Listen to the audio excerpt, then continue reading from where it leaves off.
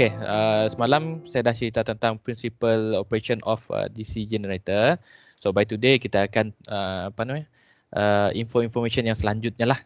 Okey, tentang DC generator. Okey, yang ni dah sudah. So, awak benda yang dapat baca awak baca lain kali sebab nota awak dah dapat daripada SIDOS, so should be no problem untuk awak membaca secara teori dia. So saya malas nak go into detail sangat sebenarnya benda-benda macam ni. Okey, cumanya ada beberapa perkara yang saya akan highlightkan lah. Contohnya macam ini. So first law. Okey, Faraday law ni dia ada dua. Dia ada dua. Ni ada first law and second law. So yang first law yang nya menunjukkan apa efek medan magnetik tadi Okey, yang menunjukkan macam ni medan magnetik dia boleh menghasilkan current. Okey. Kalau awak tengok yang bawah kan, yang bawah tu kan ada gambar rajah kan, ada magnet yang dimasukkan ke dalam solenoid. Solenoid tu nya cuma orang kata silinder kosong, silinder ataupun pipe lah, piping lah. And then kita lilitkannya dengan kabel. Kita lilitkannya dengan wayar. Okey. So tengok yang gambar rajah yang sebelah kiri, okey. Yang ni kita panggilnya sebagai galvanometer.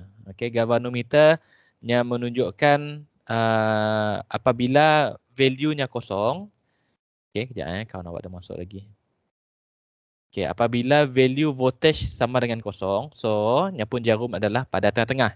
Okey, pada kosong jarumnya pada kosong. Bila nya ada bacaan voltage dan baut jarumnya bergerak ke kiri ataupun ke kanan. Okey. So gambar rajah yang sebelah kiri, magnet belum masuk lagi dalam silinder. Okey. Okey, so semalam kita dah belajar tentang flux. Okey, flux yang dihasilkan oleh medan magnetik So awak kena faham dekat magnet yang tersedia yang sebelah kiri ni ada medan magnetik. Okey. So kini tu magnet dia berada di luar. Okey. Bila magnet berada di luar, galvanometer pun ada bacaan. Langsung ada bacaan. Okey. So once kita masukkan magnet ke dalam silinder. Okey, kita masukkan magnet ke dalam silinder. So kan ada kabel-kabel wayar-wayar yang merah nak dekat saya kan. So kabel ya memotong flux. Kabel yang memotong flux macam armature. Armature kan yang berpusing yang memotong flux kan. Macamnya juga keadaan kita pun kabel yang memotong flux. Tapi pada masa saja. Faham Yang potong sekali. So kita akan nampak kita pun meter yang akan bergerak sekali. Yang akan flick sekali. Unless awak keluar masukkan kita pun magnet, then awak akan nampak kita pun bacaan ke kiri ke kanan ada kelas. Yang tu adalah Faraday law apa yang diceritakan. First Faraday law, induction state that whenever a conductor are placed in varying magnetic field, EMF are induced. Maksudnya current dihasilkan, which is called induced EMF. Okay, so maksudnya kan setiap kali kita kan apabila magnet masuk ke dalam solenoid kan akan terhasilnya current bacaan dekat galvanometer. So means current terhadir dekat saya. Apa orang kata? Current tercipta dekat saya. Okay, current dihasilkan. Current dihasilkan. So bila current dihasilkan, so kita akan panggilnya sebagai induced EMF. Okay, hanya induced. So ada current dekat saya. Okay. If the conductor circuit a closed current are also induced, which is called induced current. Okay. So maksudnya tadi, so kita nak menghasilkan current melalui medan magnetik tadi kan. So kita mesti melakukan pemotongan flux. So benda tu yang jadi pemotongan flux lah. Yang kabel letak memotong flux and then terhasilnya current. So current yang dihasilkannya kita panggil sebagai induced voltage, induced current. Okay, voltage yang dihasilkannya kita panggilnya sebagai induced EMF. Okay. Okay. Whenever a conductor is rotated in magnetic field, EMF is induced, which are induced EMF. Inilah benda yang sama. Okay. So setiap kali medan magnetik ataupun flux terpotong, so maksudnya induce current terhasil, voltage pun terhasil. Macam memang kena faham lah. Okay, ia adalah first law, first Faraday law. Okay, then kalau awak into details, kalau awak baca balik, and then katakanlah ada soalan bertanya apa yang first Faraday law, then awak kena bagi awak kena bagi naknya lah, detailsnya lah. Yang ni awak boleh jawab. Okay, tak. Whenever conductor are placed very magnetic field, EMF are induced. Tak. Okay. So yang tu awak boleh jawab untuk dalam exam. Okay, kalau ada nota dengan awak sekarang, awak highlightkan lah. Okay, sip pun awak, awak tengok balik video tu pula. Okay, so second law.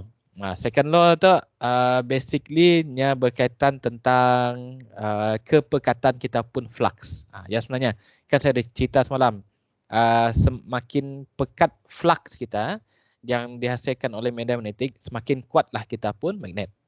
So apabila magnet kita makin kuat, so makin tinggilah nilai voltage kita. Ya je sebenarnya yang nya cuba terangkan. Okay, so nya cerita Ustaz. Second law of Faraday's electromagnetic induction state that the induced EMF is equal to the rate of change of flux linkage. Okay, so awak boleh bila soalan tanya apa ya second law, dia nak jawab ialah induced EMF is equal to the rate of change of flux linkage. Okay, so basically nya cerita tentang kita pun kepekatan flux. Okay, kena faham flux apa. Okay, tadi kita dah cerita tentang Faraday law. So ada dua Faraday law ada dua. So kena faham apa dua IG . So sekarang tu awak diintroduce dengan satu benda lagi dinamakan sebagai Fleming hand rule. Okay, Fleming hand rule. Fleming hand rule ni ada dua. Ni ada Fleming hand rule untuk sebelah kiri, ada Fleming hand rule untuk sebelah kanan. Kiri untuk apa, kanan untuk apa. Yang tu kena faham Okay. Fleming hand rule, left Fleming hand rule, tangan kiri. Fleming hand rule tangan kiri So atas menunjukkan direction of force. Okay, jari tunjuk adalah untuk direction of magnetic field.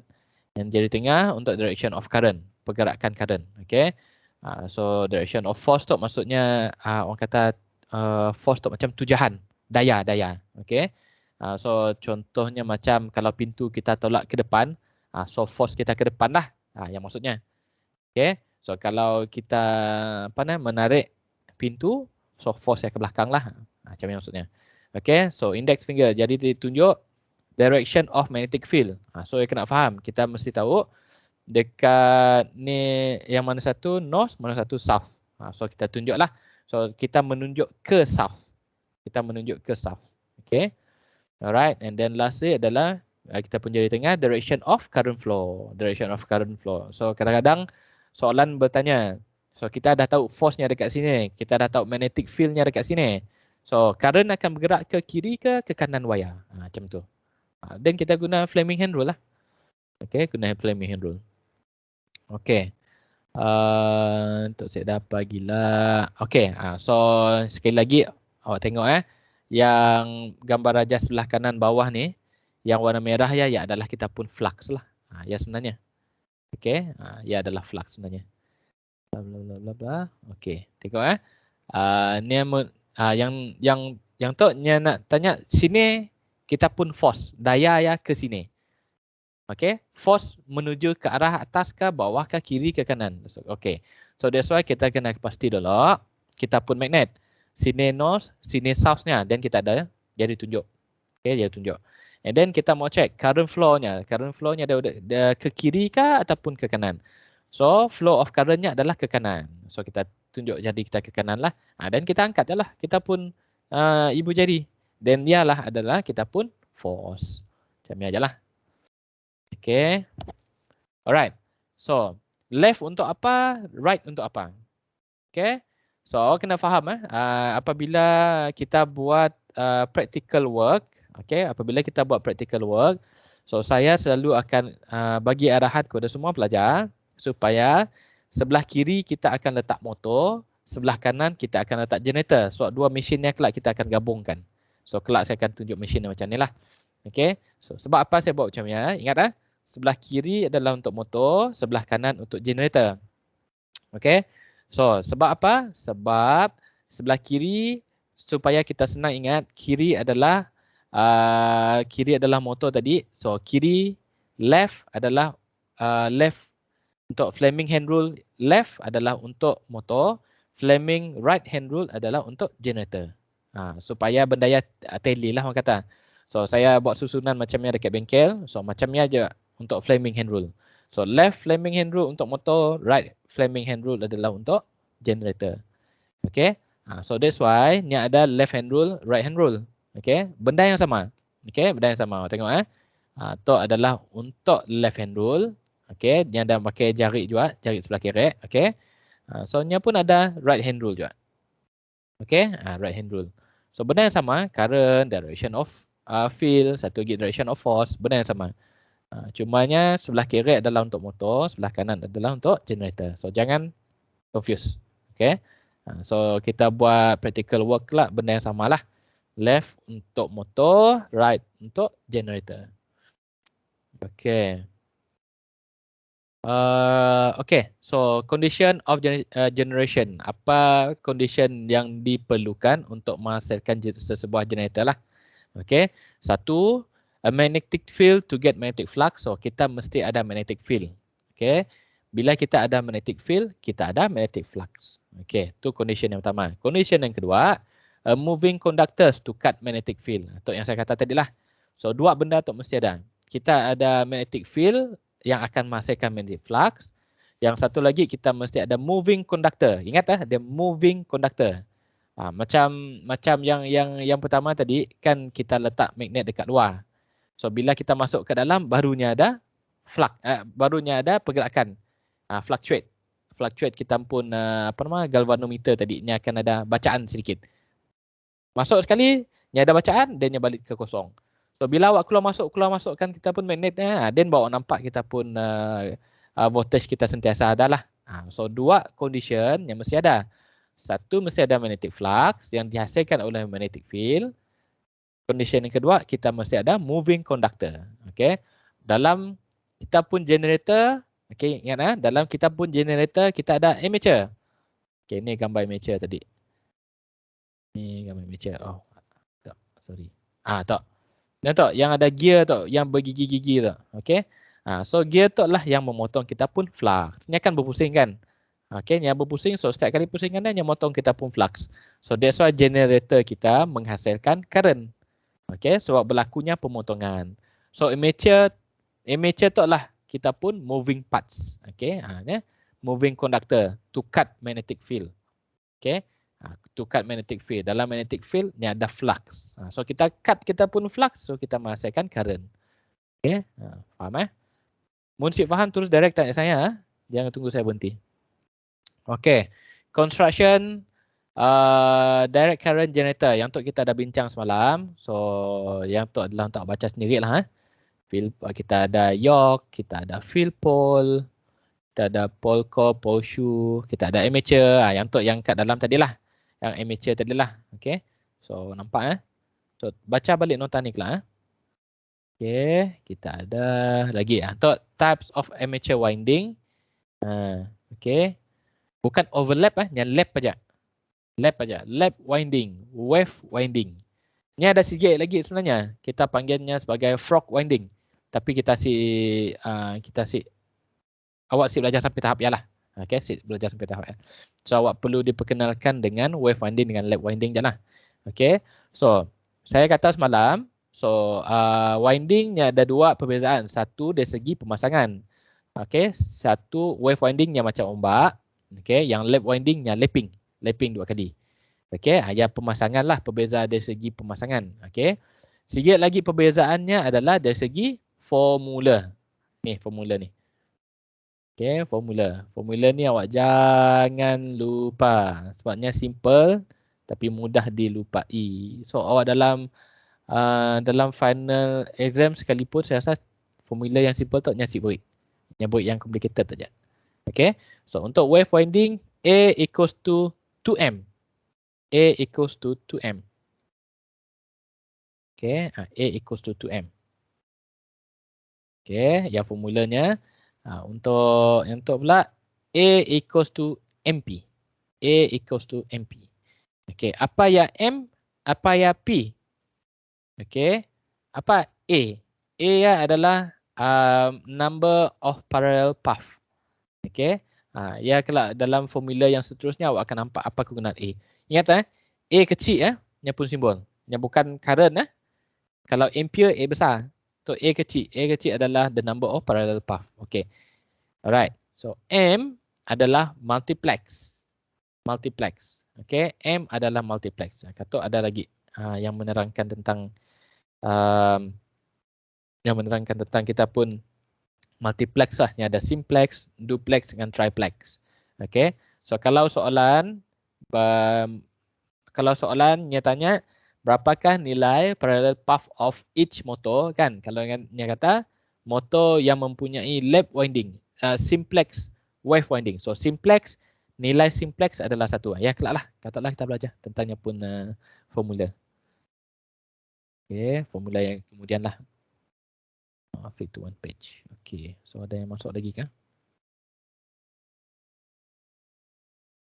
Oh, saya dah. Oh, 40 orang Bagusnya. Okay. Apa lagi? Okay, commutator yang semalam lah. Commutator yang paling hujung tu lah. Okay, so saya cuba nak tunjuk kat awak. Tu yang saya kata semalam. Commutator yang sama bilangan dengan kabel yang kita lilitkan. Okay, so tengok So, ni ada orang kata segmen. Ni ada segmen. So, each segment of commutator connected to each cable, each copper, each coil. Okay. So, satu tu ni connect kepada Seagate coilnya. So, Seagate segment tu connect kepada each coilnya. So, that's why ni kelas. Kejap. Jadi.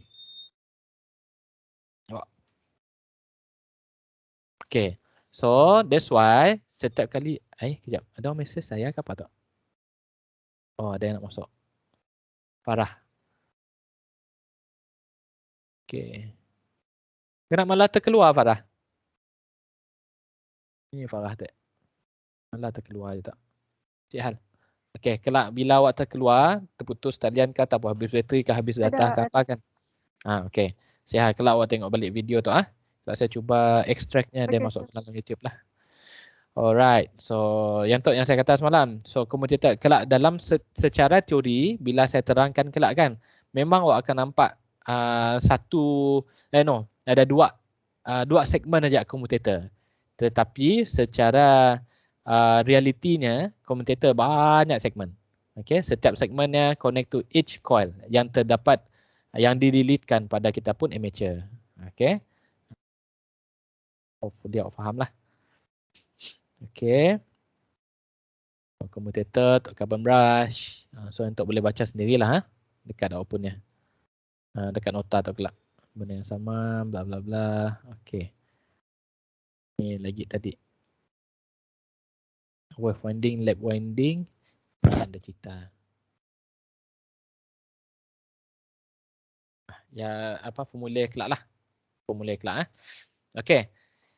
Settle. Bahagian saya dah cerita tentang construction of DC generator. Saya dah cerita tentang principle operation of DC generator. Apa lagi dah cerita tentang Fleming hand rule, Faraday law. So benda 4 yang mesti dah tahu lah paling-paling lah. Alright, seterusnya types of DC generator. So saya cuba ambil sejam ajak masa awak. Types of DC generator. So types of DC generator, jenis-jenis DC generator yang ada.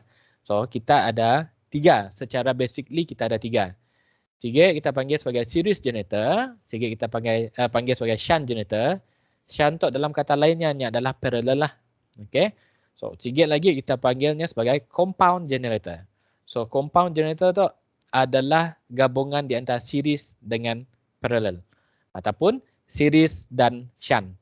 Okay, kena fahamnya. Kena faham. Okay, so kalau soalan tanya ada berapa jenis? Kita kata 3. Series, shunt and compound. Ada 3. So macam ni 3 gig ya.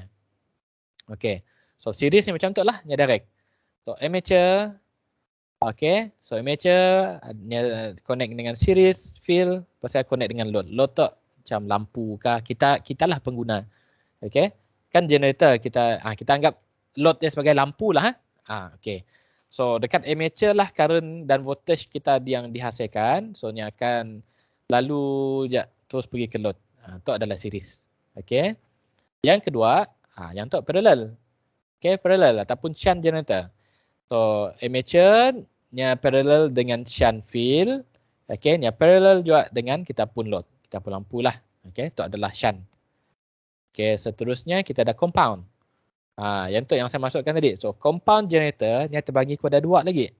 Okay, ni ada long shunt Ni ada short shunt. Okay. Yang tu make sure awak faham betul-betul lah. Okay. So, kenanya dipanggil yang sebelah kiri ya. Kenanya dipanggil sebagai long shunt. Okay. Ni disebabkan paling senang lah untuk awak faham lah. Ni disebabkan shunt field mengambil jalan panjang.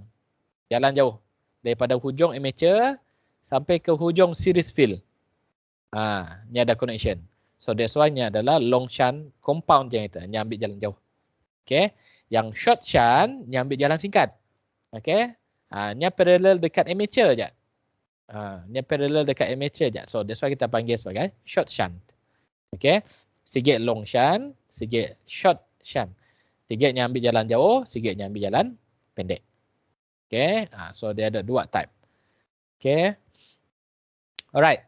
Sikit lagi jenis apa nama? Okay, so ni contoh So types of DC generator ni sebenarnya terbagi kepada dua dulu Okay, terbagi kepada dua. Sikit lagi satu dipanggil sebagai self excitation. Sikit lagi dipanggil external excitation. Okay, self excitation tu maksudnya bila kita pusingkan kita pun generator nya terus menghasilkan voltage. Okay, nya excite sendiri, nya teruja dengan sendiri. Awak pusing aja, nya terus keluarkan voltage. Ia adalah self excitation nya happy seorang-seorang lah. Maksudnya macam ni. Istilahnya macam ni. Okay. So self excitation ni tadi, nya terbagi kepada tiga. Nya bagi kepada series, shunt and compound yang saya explain tadi lah. Okay, yang self excitation. Yang keduanya kita panggil sebagai separate excitation ataupun external excitation. Nya ada dua. Separate excitation tu macam tu lagi. So awak pusingkannya, selaju ni pun awak pusing, nya akan mengeluarkan voltage. Okay, nya akan mengeluarkan voltage. Okay, so awak pusingkannya, nya dah berlaku pemotongan. Okay, tetapi nya ada benda nak dipotong. That's why nya keluarkan voltage. So that's why kita perlu supplykan sedikit voltage ke dalam kita pun generator. Okay, kita supplykan contohnya kita supplykan bateri kot. Okay, kita supplykan sedikit voltage ke dalam DC generator. Then baru ada medan magnetik kat dalam kita pun generator. Dan berlaku pemotongan, barunya keluarkan voltage. Okay, so maksudnya tadi kita pun generator mesti ada power source yang lain untuk hidupkannya. Nya mesti ada orang lain lah untuk nya happy. Macam ni. Okay, selagi nya ada orang lainnya, selagi nya happy. So nya perlu ada orang lain. So dalam kata lain, separate excitation tu yang memerlukan apa nama orang kata apa orang kata tu, nya perlukan kuasa daripada luar untuk menghidupkannya. Macam nilah. Okay, so that's why nya pun apa nama, nya pun circuitnya macam tu lah. Okay, so sebelah kanannya yang tu adalah shunt connection. Shunt connection. Nya ada series nya ada shunt connection. Nya ada shunt dengan compound aja. So that's why sebelah kiri tu nya ada DC supply. Okay, nya ada DC supply. So, macam tu sama juga, compound pun sama juga. Okay. Tu adalah contoh untuk separate excitation. So means separate excitation ni ada dua jenis, shunt dengan compound. Self excitation ni ada tiga jenis. Ni ada series, ni ada shunt, ni ada compound. So ada tiga. Alright. Kena fahamkan Okay. So yang tu adalah untuk kita sync kita pun DC generator. Contohnya satu generator cuma mampu menghidupkan 1.5 rumah. Okay, 1.5 rumah. So kita nak hidupkan 3 buah rumah. So means kita kena ada 2 gate generator. Betul? So macam ni kita nak dapatkan, macam ni kita nak sambung 2 gate generator ya. Macam ni kita nak sambungkannya. So ni ada caranya lah. Okay, tu adalah caranya. So salah satu apakah tujuan kita nak buatnya parallel macam tu? Adalah tujuannya adding the load current in addition to adding load. Maksudnya kita pun bebanan bertambah. So that's why bebanan tu contohnya macam kita nak mengguna pakai macam kan si gate rumah ada 10 gate lampu. Macam ni lah. Okay. So bila ada 3 buah rumah, so ada 30 buah lampu lah. So bila ada 30 buah lampu, so maksudnya kita pun load bebanan kita bertambah lah. Okay. Untuk coverkan semua bebannya kita perlu ada 2 generator. Contoh, sebagai contoh saja. Okay, sebagai contoh. Okay. So bila beban bertambah, so kita perlukan menambah kita pun generator lah. Okay. So yang pertama, point yang pertama. Yang kedua, apa tujuan kita parallelkannya tadi? Okay, tujuannya adalah untuk maintain supplies even there are faulty generator. So means apabila berlaku kerosakan pada salah satu generator, sikit lagi generator still ada. Tapi still berfungsi dengan capacity 100% lah. Okay. So katakanlah tadi bila kita ada 2 generator, kita mampu menghidupkan 30 gig lampu untuk 3 buah rumah. So bila sikit generator dah rosak, so still setengah daripada lampu tersebut still hidup. Macam ni lah. So still kita dapat maintain lagi lah. Loadnya still dapat hidup tapi sit semua. Macam ni. Okay. Okay. So, tu adalah 2 sebabnya lah kena kita connectkan kita pun DC generator secara parallel. Okay. So, since awak pelajar electrical engineering, okay, electric electronic, okay, DE. So, awak kena tahu apa beza apabila bateri disambung secara series ataupun bateri disambung secara parallel. Apakah perbezaannya? So next week saya akan pick nama. Apa bezanya. So saya harap semua awak check balik apa perbezaan, apa yang akan berlaku pada voltage dan current apabila kita buat penyambungan secara series dekat bateri ataupun penyambungan secara parallel kepada bateri kita. Apa berlaku dengan current, apa berlaku dengan voltage. Minggu depan saya akan pick nama untuk awak explain. Okay. So apakah condition yang diperlukan oleh generator untuk kita buat parallel? Kita asyik boleh parallel sekati. Maksudnya kita beli generator daripada kedai A. Kita beli sikit lagi daripada kedai B. Kita asyik tahu pun sifat-sifatnya. Kita just main sambung aja. Sip boleh. Okay, sip boleh. Sebab bila awak berlaku, bila awak sambung juga, even though awak asyik tahunya pun orang kata speknya, so awak akan dapat menampung load yang sepatutnya lah. Okay, so ada beberapa conditionnya lah. Okay, so terminal voltage of both generator must be same. Terminal voltage tu maksudnya adalah voltage yang dihasilkan oleh kita pun generator lah. So bila sikit generatornya menghasilkan 30 volt, yang sebelah yang mesti 30 volt juga lah. Ni asyik boleh sikit untuk 30, sikit 25. Ni asyik akan sync. Ni asyik akan dapat diguna pakai dengan sebaiknya. Okay. Yang keduanya, installation of the generator must be correct in terms of polarity. So, maksudnya, dia mesti sama. Kan parallel kan?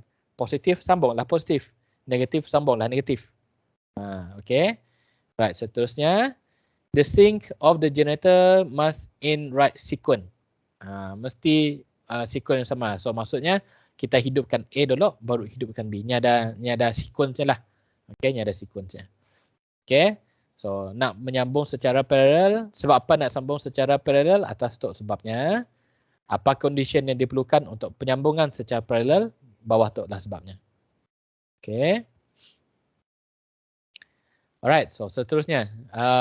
Basic formula untuk calculate current, DC current. So yang tu mesti hafal. Okay. Ni. Tu mesti hafal lah. Tu. Kalau ada nota dengan awak, highlightkan sekarang sebab untuk chapter 1 memang selalu bermain dengan formula tu. Okay, tadi kan saya ada cerita ataupun explain tentang parallel path tadi kan, yang A tadi kan. Itulah A-nya. Itulah A-nya. Okay. So sama adanya wave winding ataupun lap winding. Okay, sama adanya simplex, duplex ataupun triplex. Okay. Okay. So, untuk formula ya, saya terangkan sikit lah. Okay. So, EG adalah energy generated dekat kita pun amateur. Okay. Awak kena faham tu mesti faham. EG tu berlaku dekat situ ni. Okay, situ. Ambil series dulu lah. Okay. So, EG dihasilkan dekat amateur. Okay. So, katakanlah amateur kita menghasilkan 10 volt. Okay. Amateur kita menghasilkan 10 volt untuk kita pakai.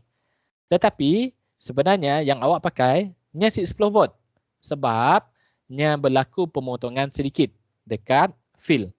Kan nya bertindak macam resistant macam ni lah. Okay. So that's why kalau dekat amateur 10 volt, so awak akan pakai kurang sikit daripada yang. Memang akan kurang. Nya saya boleh lebih. Yang memang akan kurang. So contohnya kalau 10 volt dihasilkan di amateur, okay, berlaku pemotongan 0.5 volt dekat series field. So awak cuma pakai 9.5 lah. Macam ni 9.5 volt sahaja. Okay. So EG berlaku di amateur. Okay. So yang awak pakai yang 95 ya adalah ia adalah voltage terminal. Voltage pada terminal. Voltage yang kita boleh pakai. Okay. Kan kita nak cucuk kita pun contohnya handphone kan. Kita pun charger. Kita cucuk dekat kita pun load. Okay. So load kita cuma ada voltage dekat kita pun plug cuma 95 volt je lah. Bukan 10. Okay. Sebab dah berlaku pemotongan dekat kita pun fill tadi. Okay, sama je lah. Dekat shunt pun berlaku pemotongan sedikit dekat shunt. So kita memang akan pakai kurang je daripada yang. Okay. Okay, yang adalah EG kena faham EG dekat amateur, kena ingat. Okay, EG dekat amateur. Alright, sikit lagi flux per pole in Weber unit. Flux per pole selalunya yang tu akan dibagi nilainya lah. Okay, flux. Okay, Z the number of amateur conductors. Okay, itu pun kadang-kadang akan dibagi. And the rotational speed of the armature in RPM. RPM, rotation per minute. Kena ingat. Sebab kadang-kadang kita ada rotation per second, RPS. Bila awak dapat soalan yang memberi nilai RPS, rotation per second, okay, awak kena ubahnya jadi RPM dulu. Macam ni nak ubahkannya, awak kena bahagi value RPS dengan 60. Okay, tu saya ada diletak dalam mana-mana nota. So awak kena jot down sendiri. So RPS bahagi 60 barunya jadi RPM. Okay, so dalam formula untuk DC generator, so kita ada N kan. So N mesti dalam RPM. Ingat mesti dalam RPM. Okay, so A adalah yang tadi the number of parallel path. Okay, so P adalah number of poles lah. Number of poles. Bukan power number of poles. So kadang soalan kata 8 poles. Wave winding simplex DC generator. Orang kata macam ni. So awak kena faham lah. So P-nya ada 8. Simplex. So M-nya adalah 1. Okay. So kita cerita tentang parallel path lagi kan. So yang tu yang saya masukkan tadi. Okay. So contoh. So kalau nya lap winding, tu formulanya. Okay. Kalau wave winding, tu adalah formulanya. Yang tu yang awak siap belajar. Okay. Frog leg winding. A equals to 2 PM. Okay. Okay. So nilai M. Berapakah nilai M? P kita tahu lah. P adalah kita pun pole. Okay. P adalah kita pun pole. Okay. So nilai M yang kita perlu tahu sebenarnya. So nya ada simplex, duplex dan triplex. Kalau simplex, nilai M-nya adalah 1. Okey, nilai M-nya adalah 1. Kalau duplex, nilai M-nya adalah 2 dan triplex, nilai M-nya adalah 3. Okey. So contohnya tadi macam lap winding kan, dia kata duplex connection of lap winding. Okey. Kan duplex nilainya 2 nak. Okey, so kita letak 2 lah kat depan tu. 2 darab dengan P. P katakanlah yang tadi yang kata 8 pole. So P tu kita letak 8 lah. So 2 darab 8 sama dengan 16. So nilai A kita adalah 16. Okay, kena faham Simplex, duplex dan triplex. 1, 2 dan 3. Okay, so the rest soalan tu boleh tengok lah. Saya rasa minggu depan baru kita masuk calculation tu. Saya sempat lagi tak. Okay, so tu contoh soalannya. Tok saya rasa dah calculation semua. Sihat. So untuk hari tu saya tunjuk dulu nyapun formula. Okay, tok adalah formula untuk yang tadi lah untuk dapatkan nilai EG. Okay. So kadang-kadang soalan nak tanya nilai P. Berapakah nilai P apabila EG dibagi sekian-sekian value. So awak kena faham lah. Okay, so untuk contohnya. Alright. So untuk series generator, start calculation minggu depan saya akan ajar. So yang untuk formulanya, belakang tu sebenarnya ada VB lagi VB. Okay. Voltage drop pada brush. Okay. BB. Untuk formulanya EG. Minggu depan lah saya explain. Siapa saya explain sekarang. Okay. Alright. Last kali. Untuk hari tu. Losses in DC generators. Okay. So, saya akan bercerita panjang tentang losses in DC generator. So, saya mau awak baca sendiri. Okay. Lossesnya macam tu. Kan saya kata tadi. Yang bila amateur menghasilkan EG. Okay. Apabila amateur menghasilkan power. Contoh 10 volt tadi kan. So, kita akan gunakan 10 volt directly. So, ni ada losses. Salah satu lossesnya tadi dekat shunt field, dekat series field, dekat copper-copper tadi kan. So, losses ya semua diceritakan dekat situ, dekat losses in DC generator. So, kita ada 3 jenis power losses. Satu dekat copper losses, dekat wire-wire semualah. Okay. Satu dekat magnetic iron ataupun core losses. Untuk mode tu kita pun medan magnetik. Okay.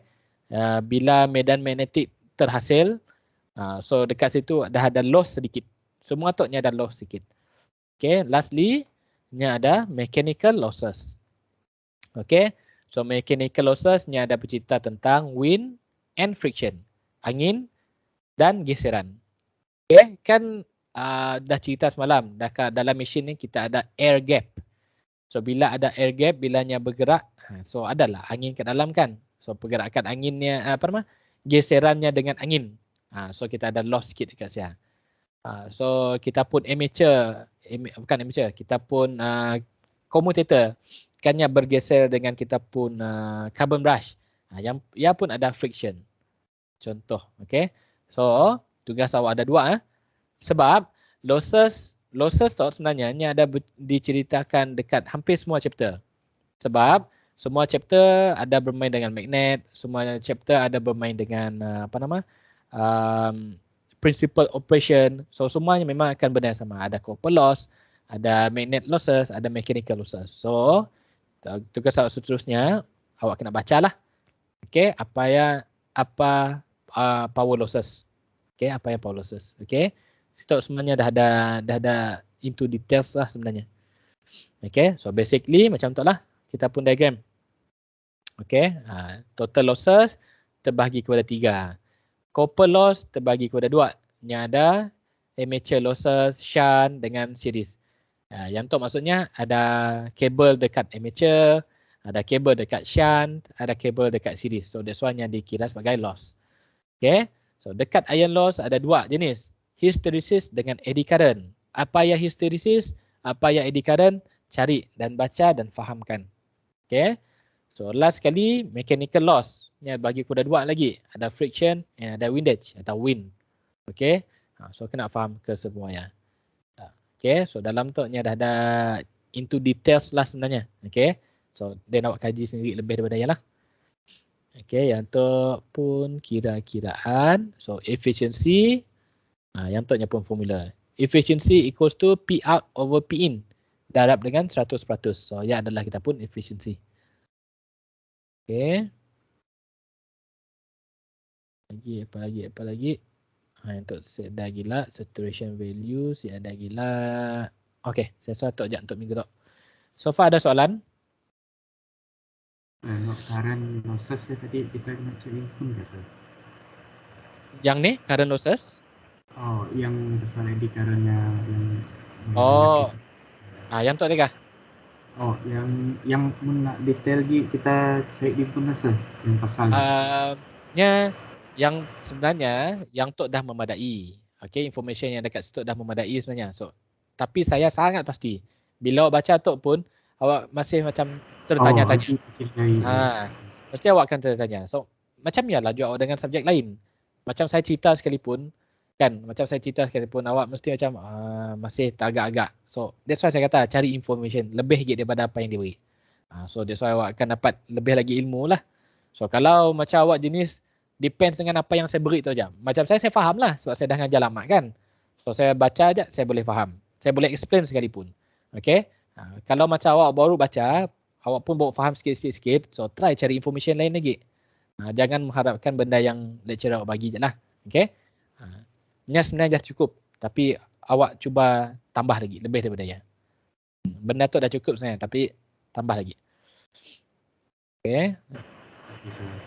Okey. Lagi, ada soalan lagi? Rizwan ada soalan. Yang Apa? nanya. Sila.